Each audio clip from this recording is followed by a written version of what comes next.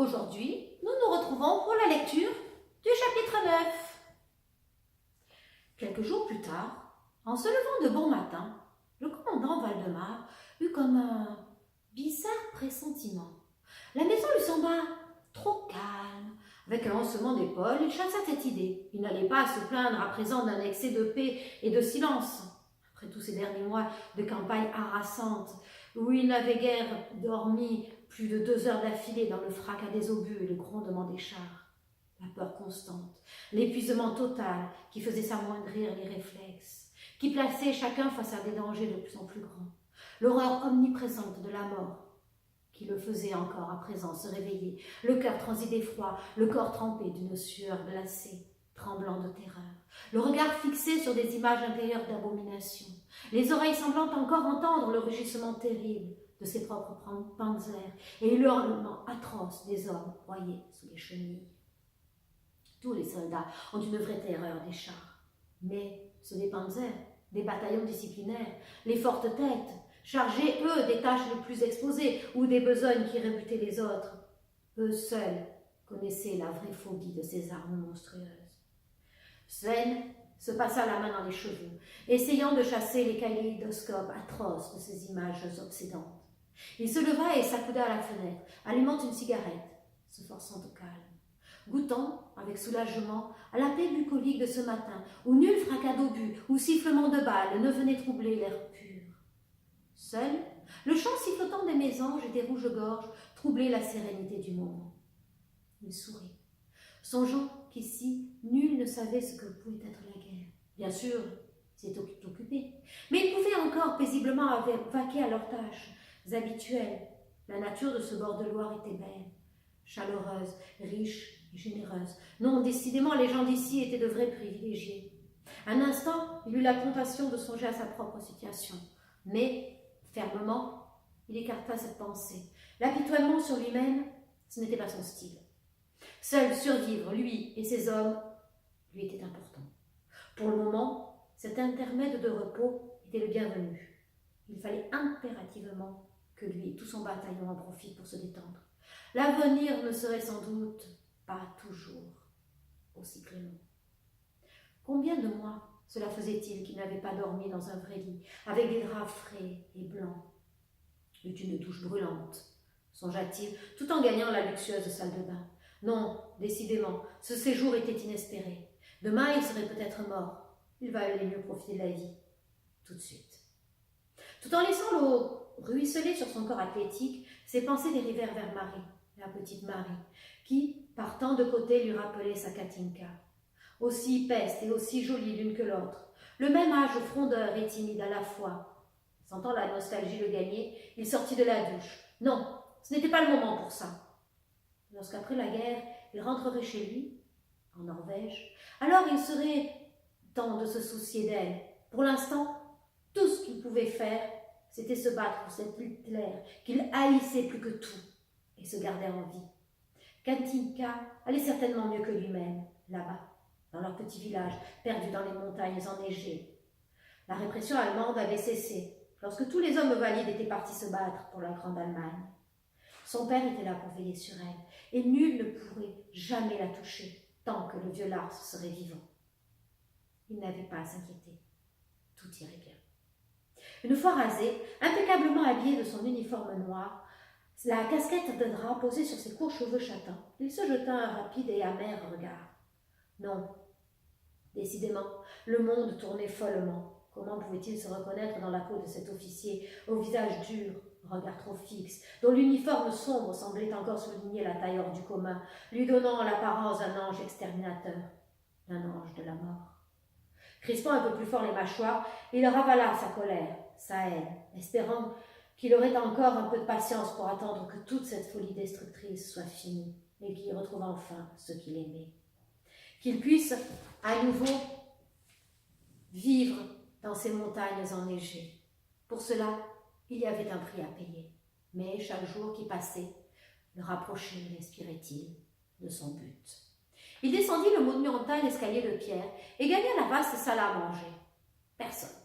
Un peu étonné de ne pas y rencontrer ses sous-officiers, il poussa la porte de la cuisine elle aussi, était vide de toute présence. Tranquillement, il se versa une tasse de café, la savoura avec bonheur, s'en servit une deuxième et ouvrit la porte qui donnait sur les jardins et les communs. Respirant avec une joie presque animale l'air encore frais de cette belle matinée d'été, chargée de la douce odeur du foin fraîchement coupé. Avec satisfaction, il se dit que la journée commençait finalement plutôt bien. Une fois son café terminé, il s'inquiéta tout de même de l'absence de ses officiers, en particulier celle de Hans, son ordonnance. Cela lui sembla tout à coup très suspect. Il fit quelques pas dans la vaste cour pavée, sur laquelle donnaient les écuries. À l'intérieur, aucun bruit de sabots, piétinement de litière, ni grognement sourd d'un cheval flairant sa présence. Étrange, en temps normal, les écuries n'avaient pas ce silence, qui soudain lui parut trop pesant. Il savait devoir se fier à son instinct. Celui-ci lui avait maintes fois sauvé la vie. Tous les sens aux aguets, il sortit de la cour par la vaste porte voûtée qui donnait sur un chemin en terre qui serpentait à travers champs. Invisible dans l'ombre de la voûte, il tendit l'oreille, scrutant le moindre bruit, le moindre son avec acuité. Soudain, il perçut dans le lointain un bruit de voix mêlé d'éclats de rire, de chansons, dans l'air léger qui embaumait l'herbe coupée et les fleurs des champs. Fronçant les sourcils, il courut vers une œil toute proche, invisible, et dans un silence absolu, il courut à demi courbé vers les champs d'où provenaient les voix. Tout à coup, le spectacle qui s'offrait à lui le laissa pantois. Là, sous ses yeux, son bataillon, au complet, et ses officiers, en bras de chemise, une faux ou une fourche à la main, s'étaient mis en devoir de couper et de rentrer le foin du champ d'un champ d'herbes mouvantes, d'herbes hautes et fleuries. Les chevaux baies, attelés à un lourd chariot empli de foin odorant, se dirigeaient vers le chemin menant au château. Plus loin, ils pouvaient apercevoir le percheron, lui aussi attelé à un char à banc, que des soldats remplissaient d'un foin qu'ils lançaient avec force, rire et éclat de voix. Tenant le cheval par la bride, il reconnut la petite et frêle silhouette de Marie, en short brun et chemisier blanc. Même de là où il était, il apercevait chaque détail de la jeune fille, ses longues jambes dorées de soleil, ses cheveux blonds réunis en une lourde tresse qui lui battait le dos, son chemisier blanc collé de transpiration, dont il ne pouvait sentir le parfum chaud et sucré, mais qu'il imagina. Un trouble étrange l'envahit, sa bouche devint plus sèche. Il ne pouvait plus détacher son regard. Ne pouvait plus en détacher son regard. Au même moment, celle-ci fit tourner son cheval, qu'elle maintenait toujours par la bride, afin d'aller vider son chargement dans la grange. Soudain, toute sa colère déferla en lui. Il bondit hors de l'abri de la haie de chèvrefeuille et vint se planter, main sur les hanches, en lisière du champ, les jambes un peu écartées, écrasant quelques coquelicots et une touffe de trèfle sous ses hautes bottes de cuir noir. Il aboya « Garde à vous !» Surpris par la présence de leur commandant, saisi par le ton de sa voix, tous les hommes se figèrent dans un silence de mort. Seules, des abeilles indifférentes au monde étrange des hommes continuaient à vrombir, sans souci, dans la tiédeur matinale. « Capitaine Muller, au rapport !» Muller se détacha du groupe confus des soldats, considérant avec crainte son supérieur. En manche de chemise, tête nue, il se sentit soudain très démuni face à Valdemar, qui le dominait de toute sa taille. En claquant des talons, il le salua, et c'est pourtant d'une voix ferme qu'il déclara « Commandant, nous aidons pour les fenaisons. Nous avons pensé normal... » Valdemar le coupa brutalement, pâle de colère. « Vous avez pensé, capitaine Muller ?»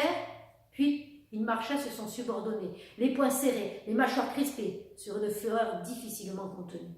Prudemment, Muller recula d'un pas. Il connaissait leur vieil chien. Il avait déjà vu se battre. Et là, il ne tenait pas du tout à faire encore les frais de l'histoire. Au même moment, Marie, un sourire narquois aux lèvres, s'approcha et s'exclama « Salut, commandant, vous venez enfin nous aider ?» Cela fut trop pour Valdemar qui frémit comme mordu par un serpent. En un éclair, il fut sur la jeune fille, la frappant d'une gifle brutale dont il contint à peine la violence. Marie tomba rudement dans l'herbe, fraîchement coupée, ses yeux trop bleus, noyés de larmes de douleur. Se tenant la joue d'une main, où déjà des marques rougeâtres apparaissaient. Sans même lui laisser le temps de réagir, il l'avait saisi par le bras, le lui broyant sous une poigne d'acier, ne lui accordant même pas un regard, et se tourna vers son subordonné, laissant tomber d'une voix métallique de colère. « Capitaine Muller, Tous les hommes sont consignés jusqu'à nouvel ordre dans leur quartier. Exécution. Puis, il gagna le chemin menant au château tout proche, entraînant toujours Marie à sa suite qui se débattait, pleurant d'humiliation et de douleur, terrifiée par autant de violence. « Marie, Marie !» Elle entendit sa petite sœur, Léa, l'appeler. Elle se retourna dans un sursaut de volonté, cherchant à échapper à l'étau qui l'emmenait. Peine perdue. Le Norvégien ne sembla même pas remarquer ses soubresauts et ne ralentit pas l'allure. Elle ne put, qu'impuissante, voir sa sœur attrapée par Hans, qui, avec sa gentillesse coutumière, tentait de la consoler en lui parlant doucement. Cela la rassura un peu. L'esprit complètement en déroute, Marie, affolée, se retrouva quelques minutes plus tard projetée dans un box de l'écurie. Elle tomba brutalement sur la litière en paille, cherchant fébrilement du regard un moyen de s'enfuir. Mais autour d'elle, il n'y avait que des murs. Et lui faisant face, le commandant Valdemar se dressait devant elle. Complètement paniquée, elle se fit toute petite dans son coin, se ramassant sur elle-même, telle une biche acculée par une meute hurlante. « Vous êtes folle !» hurla Valdemar. « Vous avez une chance inouïe d'être tombée sur moi. N'importe quel autre officier vous aurait déjà tiré une balle en pleine tête. » Ses yeux marines, agrandis par l'épouvante, Marie ne pouvait détacher son regard de l'officier. Celui-ci croisa son regard affolé, son visage pâle de terreur. Il la vit enfin dans toute sa fragilité. Sa colère tomba d'un seul coup. Il s'approcha d'elle, lui parlant d'une voix soudain radoucie. « Marie, ce n'est pas de moi dont tu dois avoir peur. » La jeune fille le dévisageait sans comprendre, tenaillée par une peur grandissante. Il s'agenouilla face à elle. « Marie, la guerre, ce n'est pas un amusement. Avec tes facéties de collégienne, tu mets en danger toute ta famille. Y as-tu songé ?» Marie baissa les yeux sans comprendre, trop terrifiée pour cela. Avec une douceur inattendue, Valdemar lui releva la tête d'une main. « Regarde-moi, Marie. Je ne suis ni un nazi, ni un monstre sanguinaire. Je veux juste essayer de survivre à cette boucherie. Je n'ai pas choisi d'être de ce côté du fusil. Je suis comme toi, Marie. Mon pays aussi est occupé. Oh, Marie, comprends-tu ce que je te dis? Je ne veux pas te faire d'ennui, ni à toi, ni à ta famille.